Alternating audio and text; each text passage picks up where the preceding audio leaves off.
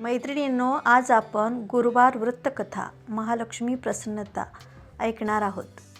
एकेकाळी एका गावात एक गरीब ब्राह्मण स्त्री राहत होती. तिच्या घराची अवस्था अतिशय बिकट होती. दररोज कष्ट करूनही उत्पन्न काहीच टिकत नव्हते. घरात नेहमी अभाव, दुःख आणि चिंता असेच वातावरण असे. एके दिवशी ती अत्यंत दुःखी होऊन नदीकाठी बसली होती. तेव्हा एक तेजस्वी वृद्ध स्त्री तिच्यासमोर प्रकट झाली. त्या वृद्ध स्त्रीने प्रेमळपणे विचारले, बाई, का रडत आहेस? तुला कशाची चिंता आहे? ब्राह्मण स्त्रीने सर्व कहाणी सांगितली.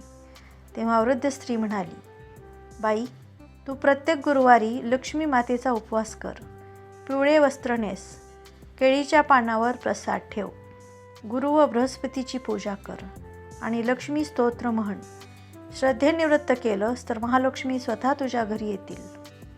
ब्राह्मण स्त्रीने त्या वृद्धेचा सल्ला मनावर घेतला आणि पुढील गुरुवारपासून तिने उपवास, पिवळ्या फुलांची पूजा, दीपदान व लक्ष्मी मंत्र जप सुरू केला. काही आठवडे झाले तसे तिच्या घरात बदल दिसू लागला. घरातील भांडणं कमी झाली, कष्टांना फळ मिळू लागलं, पैसाही टिकू लागला, आनंद व समाधान तिच्या घरात फुलू लागलं. एके गुरुवारी ती नदीकाठी त्या वृद्धेचे आभार मानण्यासाठी गेली, पण त्या वृद्ध स्त्रीला तिने परत पाहिले नाही. ती रडत म्हणाली, आई, तुझे आभार, हे एकदा. तेव्हा एक दिव्य प्रकाश प्रकट झाला आणि त्या प्रकाशातून स्वतः महालक्ष्मी प्रसन्न आणि प्रकट झाल्या.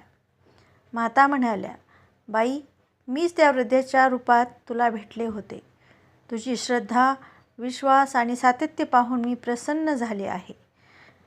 या गुरुवार वृत्ताने तुझे घर सदैव समृद्ध राहील. हे बोलून महालक्ष्मी अदृश्य झाल्या. त्या दिवसापासून ब्राह्मण स्त्रीच्या घरात संपत्ती, शांती आणि सौख्य नांदू लागले. या वृत्ताचे फल: घरात धनधान्य, सुख, सौभाग्य वाढते. नोकरी व्यवसायात प्रगती होते. वाद, संकटे व अडथळे दूर होतात. कुटुंबात प्रेम आणि शांतता राहते. तर मैत्रिणींनो, आपण सर्वांनी हे व्रत केलं पाहिजे आणि माता देवीची नेहमी आराधना केली पाहिजे. धन्यवाद.